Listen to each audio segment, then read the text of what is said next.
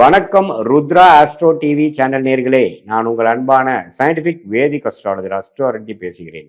நல்லது நினைப்போம், நல்லதே நடக்கும். இந்த வீடியோவில் நம்ம என்ன பார்க்க போறோம்னா, கன்னி ராசிக்காரர்களுக்கு செப்டம்பர் 2026 மாதம் எத்தகைய ஒரு மாதமாக இருக்க போகுதுங்கிறது சயின்டிபிக் வேதிக் அஸ்ட்ராலஜி முறையில எதையும் மிகைப்படுத்தாமல் உள்ளது உள்ளவாறு, இந்த பரிகாரங்கள் அது மாதிரி மூட நம்பிக்கையில போகாமல் அறிவியல் சார்ந்த இந்திய வேத ஜோதிட அடிப்படையான இந்த ஒளி தத்துவ முறையில வரக்கூடிய இந்த கர்ம பலன் உங்களுடைய ராசிக்கு, கன்னி ராசிக்கு 2026 செப்டம்பர் எப்படி இருக்க போகுது, ஒரு டிகிரியிலே ஒரு கிரகம் இருக்கும் பொழுது எது மாதிரி ஒரு தாக்கத்தை கொடுக்க போறாருங்கிறதை மிகைப்படுத்தாமல் துல்லியமாக இந்த வீடியோல பார்க்க போறோம். பாருங்க, 2026 கன்னி ராசிக்காரர்களுக்கு இந்த மாதம் ஆரம்பிக்கும் பொழுதே பாத்தீங்கன்னா சுக்கிரன் 2ஆம் இடத்துல இருக்கிறது அருமை.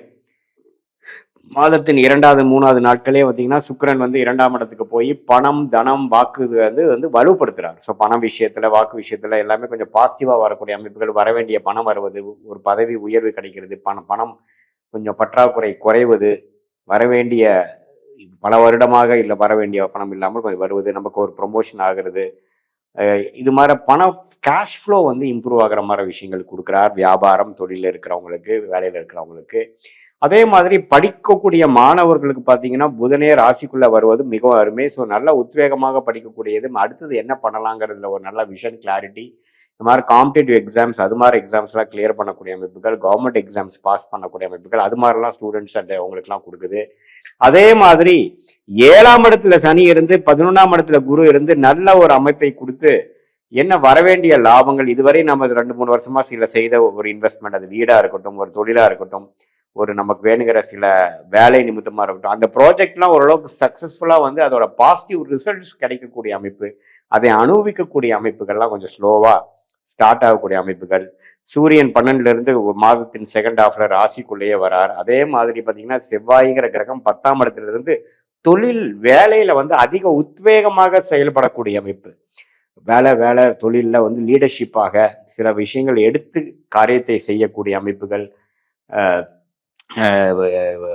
பல நாட்கள்ல நம்ம வெயிட் பண்ணிட்டு இருந்த விஷயத்துக்கு அருமையான ஒரு ஆப்பர்ச்சுனிட்டி கிடைச்சு அது மூலமாக சில விஷயங்களை சாதிக்கக்கூடிய அமைப்புகள் எல்லாமே கொடுக்கக்கூடிய ஒரு தருணமாக கண்டிப்பாக அந்த புதன், செவ்வாய், சூரியன், சுக்கிரன் இது மாதிரி அமைப்புகளும் நம்ம நன்றாக இருக்குது. ராகு 6ல இருந்து கேது 12 இருக்கிறது அருமை. ஸோ கடன் எல்லாமே ஓரளவு கண்ட்ரோல்ல இருக்கக்கூடிய அமைப்புகளாக இருக்கு. ஸோ கிரக நிலைமைகள் எல்லாமே கன்னிராசிக்காரர்களுக்கு இதுவரை கடந்த 6 மாதமாக செய்த ஒரு கஷ்டத்துக்கும், ஒரு சஃபரிங்க்கும், ஒரு இன்வெஸ்ட்மெண்ட்டுக்கும், ஒரு மெனக்கெடுதலுக்கும் படிப்படியாக சில பலன்கள் நமக்கு கையில கிடைக்குது அப்படிங்கிற மாதிரி ஒரு தருணங்கள் ஸ்டார்ட் ஆகக்கூடிய ஒரு தருணமாக இருக்கு. அதுவே மாதிரி சீனியர் சிட்டிசன்ஸ்க்கு பார்த்தீங்கன்னா இதுக்கு முன்னாடி ஏதோ சில பிரச்சனைகள், சில உடல் உபாதைகள், சில கருத்து வேறுபாடுகள், சங்கடங்கள்லாம் இருக்கிறதெல்லாம் கொஞ்சம் கொஞ்சம் தணிஞ்சு பரவாயில்ல, லெட் கோ ஆஃப் திங்ஸ், இனிமேல் வரக்கூடிய அமைப்பை பார்ப்போன்னு சில பாசிட்டிவான விஷயங்கள் நடந்து பழைய நோயை மறக்கிற மாதிரி போக்குமான ஒரு அமைப்புகள்லாம்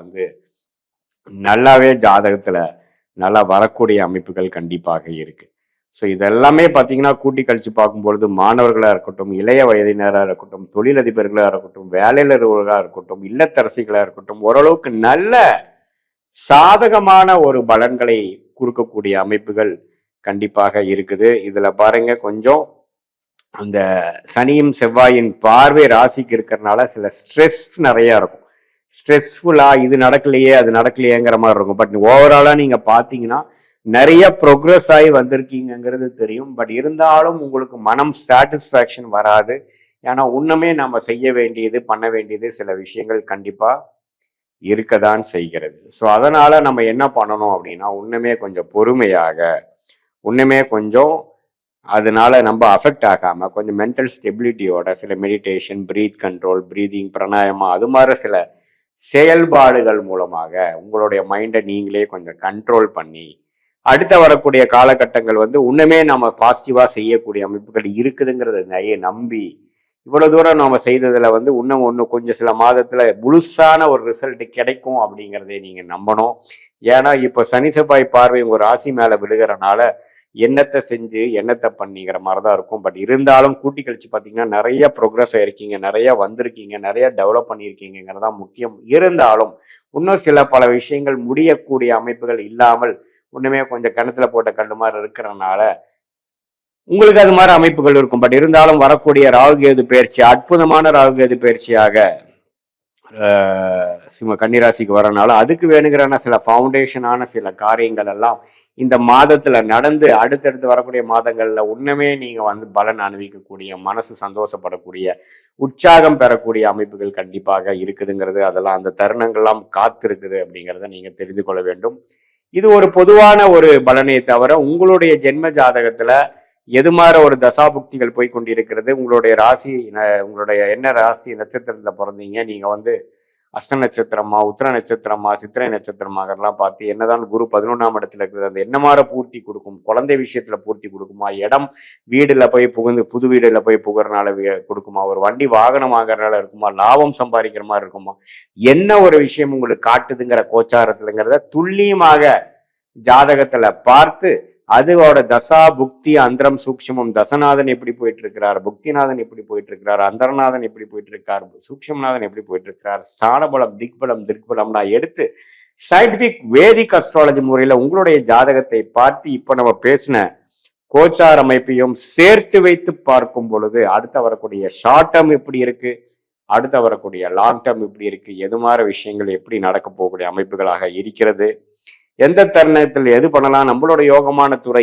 என்ன, அந்த துறை மூலமாக நமக்கு பெனிஃபிட்ஸ் எப்போ வரும், எந்த மாதிரி நேரத்தில் எது மாதிரி செய்யலாம், எப்படி மாற்றி செய்யலாம், நமக்கு பங்குதாரர் பார்ட்னர்ஷிப் ஒத்து வருமா வராதா, நம்மளுடைய மேற்படிப்பு இருக்கா இல்லையா, எப்போ படிக்கலாம், அடுத்த வரக்கூடிய காலகட்டங்கள் எப்படி இருக்குது, வெளிநாடா உள்நாடா வெளி மாநிலமா, அரசு உத்தியோகமா கார்பரேட்டா, அல்லது வேலையா உத்தியோகமா தொழிலா, அல்லது எக்ஸ்போர்ட் இம்போர்ட் தொழிலா, அல்லது எது மாதிரி விஷயங்கள் நம்ம பண்ணலாம், திருமண விஷயங்கள் எப்படி இருக்கு, குழந்தை பேர் எப்படி இருக்குது, உடம்பு எப்போ நமக்கு சரியாகும், சீனியர் சிட்டிசன் நிறைய பேருக்கு பார்த்தீங்கன்னா சில உடல் உபாதைகள் வருகிறது, அவங்களுக்குலாம் எப்போ சரியாகும், எது மாதிரி காலகட்டத்தில் வந்து அது மாதிரி தசாபுக்திகள் காட்டுகிறது, கடன் எப்போ அடைப்போம், எப்போ நம்ம லைஃப்ல செட்டில் ஆகுங்கிற மாதிரி விஷயங்கள் எல்லாமே நம்மளுடைய தசா புக்தி அந்தர சூக்ஷமும் நம்ம லக்னத்துக்கு எது மாதிரி ஒரு அமைப்பு போய் கொண்டிருக்கிறதுங்கிறதெல்லாம் தெளிவா பார்க்கும் பொழுது நம்மளுடைய மென்டல் கிளாரிட்டி எப்படி இருக்கு, நம்மளுடைய பாஸ்ட் லைஃப் என்ன, ப்ரெசன்ட் என்னங்கிற சிங்க் பண்ணி நம்மளை நாமளே அறிந்து கொண்டு நம்மளுடைய பிராப்தங்கள் நம்மளுடைய விஷயங்களை நாமளே அறிந்து கொண்டேனால்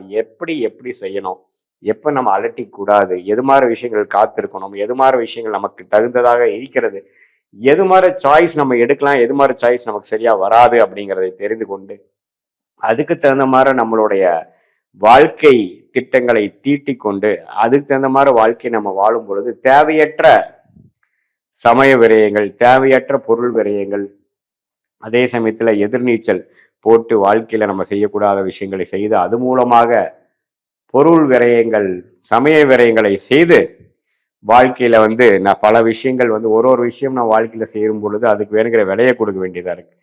ஸோ சமய விரயம், பொருள் விரயம், இது எல்லாத்தையும் தவிர்த்து நம்மளுடைய கர்மாவை தெரிந்து நாமளே நம்ம சயின்டிபிக் வேதிக் அஸ்ட்ராலஜி முறையில கரெக்டான பலன்களை தெரிந்து கிளாரிட்டியோட வாழ்க்கையில் வாழ்ந்து வெற்றி பெற முடியும் என்று சொல்ல விரும்புகிறேன்.